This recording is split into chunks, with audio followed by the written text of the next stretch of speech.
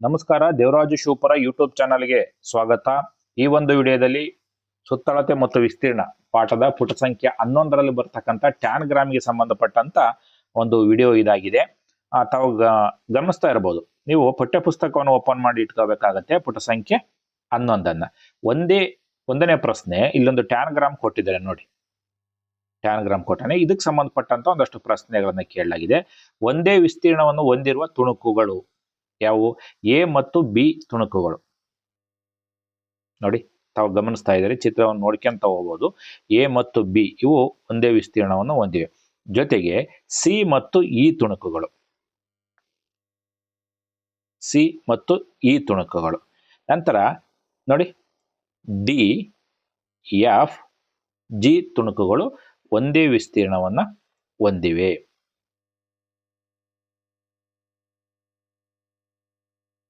ಎರಡನೇ ಪ್ರಶ್ನೆ, ಸಿ ಆಕೃತಿಗೆ ಹೋಲಿಸಿದರೆ ಡಿ ಆಕೃತಿ ಎಷ್ಟು ಪಟ್ಟು ದೊಡ್ಡದಾಗಿದೆ? ಸಿ, ಡಿ ಮತ್ತು ಇ ಆಕೃತಿಗಳ ನಡುವಿನ ಸಂಬಂಧ ಏನು ಅಂತೇಳಿ. ಸಿ ಆಕೃತಿಗೆ ಹೋಲಿಸಿದರೆ, ತಾವು ಗಮನಿಸಿ, ಸಿ ಆಕೃತಿಗೆ ಹೋಲಿಸಿದರೆ ಡಿ ಆಕೃತಿಯು 2 ಪಟ್ಟು ಹೆಚ್ಚಾಗಿದೆ. ನೋಡಿ, ಈ ರೀತಿ ನಾವು 2 ಭಾಗ ಮಾಡಿದ್ರೆ ಇದೊಂದು ಸಿ ಆಗುತ್ತೆ. 2 ಪಟ್ಟು ದೊಡ್ಡದಾಗಿದೆ. ಸಿ ಮತ್ತು ಈ ಆಕೃತಿಗಳನ್ನು ಬಳಸಿ ಡಿ ಆಕೃತಿಯನ್ನ ಸಂಪೂರ್ಣವಾಗಿ ಮುಚ್ಚಬಹುದು. ಅಂದರೆ ಡಿ ಆಕೃತಿಯು ಸಿ ಮತ್ತು ಈ ಆಕೃತಿಯ 2 ಪಟ್ಟು ಇದೆ. ಈ ಡಿ ಆಕೃತಿ ಸಿ ಮತ್ತು ಈ ಆಕೃತಿ 2 ಪಟ್ಟು ಇದೆ. ಮೂರನೇ ಪ್ರಶ್ನೆ, ನೆಕ್ಸ್ಟ್, ಯಾವ ಆಕೃತಿ ಹೆಚ್ಚು ವಿಸ್ತೀರ್ಣವನ್ನು ಹೊಂದಿದೆ? ಆಕೃತಿ ಡಿ ಅಥವಾ ಎಫ್? ಡಿ ಅಥವಾ ಎಫ್? ನಿಮ್ಮ ಉತ್ತರಕ್ಕೆ ಕಾರಣಗಳನ್ನು ನೀಡಿ.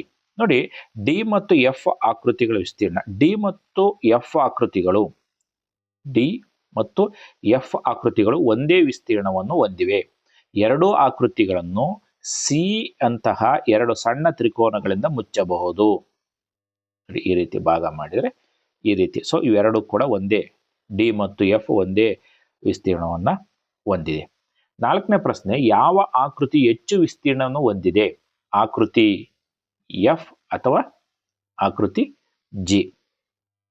ನಿಮ್ಮ ಉತ್ತರಕ್ಕೆ ಕಾರಣಗಳನ್ನ ನೀಡಿದ 4ನೇ ಪ್ರಶ್ನೆ.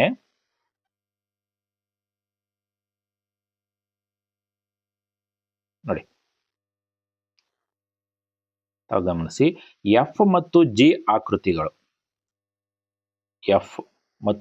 ಜಿ ಆಕೃತಿಗಳು ಒಂದೇ ವಿಸ್ತೀರ್ಣವನ್ನು ಹೊಂದಿವೆ. 2 ಆಕೃತಿಗಳ ವಿಸ್ತೀರ್ಣವು ಸಿ ಆಕೃತಿಯ 2 ಪಟ್ಟು ಇರುತ್ತದೆ. ಆದ್ದರಿಂದ ಅವು ಸಮನಾದ ವಿಸ್ತೀರ್ಣವನ್ನ ಹೊಂದಿವೆ ಅಂತೇಳಿ ಹೇಳ್ಬೋದು. 5ನೇ ಪ್ರಶ್ನೆ ಏನಿದೆ? ಜಿ ಆಕೃತಿಗೆ ಹೋಲಿಸಿದರೆ ಎ ಆಕೃತಿಯ ವಿಸ್ತೀರ್ಣ ಎಷ್ಟು? ಇದು 2 ಪಟ್ಟು ದೊಡ್ಡದಾಗಿದೆ, 4 ಪಟ್ಟು ದೊಡ್ಡದಾಗಿದೆಯಾ ಅಂತೇಳಿ. ಜಿ ಆಕೃತಿಗೆ ಹೋಲಿಸಿದರೆ ಎ ಆಕೃತಿಯು ಎಷ್ಟು ಪಟ್ಟು ದೊಡ್ಡದಾಗಿದೆ? 2 ಪಟ್ಟ, 4 ಪಟ್ಟ ಅಂತ ಹೇಳಿ. ಸೊ ಎ ಆಕೃತಿಯ ವಿಸ್ತೀರ್ಣವು ಜಿ ಆಕೃತಿಯ ವಿಸ್ತೀರ್ಣಕ್ಕಿಂತ 2 ಪಟ್ಟು ದೊಡ್ಡದಾಗಿದೆ. ಇನ್ನು 6ನೇ ಪ್ರಶ್ನೆ, ಈಗ ನೀವು ಎಲ್ಲ 7 ತುಣುಕುಗಳಿಂದ ರೂಪುಗೊಂಡ ದೊಡ್ಡ ಚೌಕದ ವಿಸ್ತೀರ್ಣವನ್ನು ಸಿ ಆಕೃತಿಯ ವಿಸ್ತೀರ್ಣದಲ್ಲಿ ವ್ಯಕ್ತಪಡಿಸಬಹುದೇ? ಹೌದು. 7 ತುಣುಕುಗಳಿಂದ ರೂಪುಗೊಂಡ ದೊಡ್ಡ ಚೌಕದ ವಿಸ್ತೀರ್ಣವು ಸಿ ಆಕೃತಿಯ 16 ಪಟ್ಟು ಇರುತ್ತದೆ. ಸಿ ಆಕೃತಿಯ 16 ಪಟ್ಟು ಇರುತ್ತದೆ. 7ನೇ ಪ್ರಶ್ನೆ, ಈ ತುಣುಕುಗಳನ್ನು ಜೋಡಿಸಿ ಒಂದು ಆಯತವನ್ನು ರೂಪಿಸಿ. ಈಗ ಸಿ ಆಕೃತಿ ವಿಸ್ತೀರ್ಣದಲ್ಲಿ ಎಫ್ ಆಯತದ ವಿಸ್ತೀರ್ಣ ಎಷ್ಟು? ನಿಮ್ಮ ಉತ್ತರಕ್ಕೆ ಕಾರಣಗಳನ್ನ ನೀಡಿ ಅಂತೇಳಿ. ನೋಡಿ, 7 ತುಣುಕುಗಳಿಂದ ರಚಿಸಲಾದ ಆಯತದ ವಿಸ್ತೀರ್ಣವು ಸಿ ಆಕೃತಿಯ ವಿಸ್ತೀರ್ಣದ 16 ಪಟ್ಟು ಇರುತ್ತದೆ. ಆಯತವನ್ನು ಅದೇ 7 ತುಣುಕುಗಳನ್ನು ಬಳಸಿ ರೂಪಿಸಲಾಗಿರುವುದರಿಂದ ಅದರ ಒಟ್ಟು ವಿಸ್ತೀರ್ಣವು ಚೌಕದ ವಿಸ್ತೀರ್ಣಕ್ಕೆ ಸಮನಾಗಿರುತ್ತದೆ. ವಿಸ್ತೀರ್ಣ ಯಾವಾಗಲೂ ಕೂಡ ಸಮ ಆಗಿರುತ್ತದೆ. ಸೇಮ್ ಇದ್ದಾಗ ಆಯತದ ವಿಸ್ತೀರ್ಣ ಎಷ್ಟಿರುತ್ತೋ ಚೌಕದ ವಿಸ್ತೀರ್ಣವು ಕೂಡ ಅಷ್ಟೇ ಇರುತ್ತೆ, ಅದೇ 7 ತುಣುಕುಗಳನ್ನು ಬಳಸಿ. ಬಟ್ ಸುತ್ತಳತೆ ವಿಚಾರ ಬಂದಾಗ ವೇರಿ ಆಗತ್ತೆ. ನೆಕ್ಸ್ಟ್ ಪ್ರಶ್ನೆ 8, ಈ 7 ತುಣುಕುಗಳಿಂದ ರೂಪುಗೊಂಡ ಚೌಕ ಮತ್ತು ಆಯತದ ಸುತ್ತಳತೆಗಳು ವಿಭಿನ್ನವಾಗಿವೆ ಅಥವಾ ಒಂದೇ ಆಗಿ? ನಿಮ್ಮ ಉತ್ತರಕ್ಕೆ ವಿವರಣೆಯನ್ನ ನೀಡಿ ಅಂತೇಳಿ. ಚೌಕ ಮತ್ತು ಆಯತದ ಸುತ್ತಳತೆಗಳು ವಿಭಿನ್ನವಾಗಿವೆ. ಒಂದೇ ವಿಸ್ತೀರ್ಣವನ್ನು ಹೊಂದಿದ್ದರೂ ಆಕಾರಗಳು ಬದಲಾದಾಗ ಅವುಗಳ ಸುತ್ತಳತೆಗಳು ಬದಲಾಗುತ್ತವೆ. ಸಾಮಾನ್ಯವಾಗಿ ಚೌಕವು ಅದೇ ವಿಸ್ತೀರ್ಣವನ್ನು ಹೊಂದಿರುವ ಆಯತಕ್ಕಿಂತ ಕಡಿಮೆ ಸುತ್ತಳತೆಯನ್ನ ಹೊಂದಿರುತ್ತದೆ ಅಂತ. ಒಟ್ಟಾರೆ ಸುತ್ತಳತೆ ವೇರಿ ಆಗಿರುತ್ತೆ. ಬಟ್ ಆ ವಿಸ್ತೀರ್ಣದ ವಿಚಾರ ಬಂದಾಗ ಸೇಮ್ ಇರುತ್ತೆ.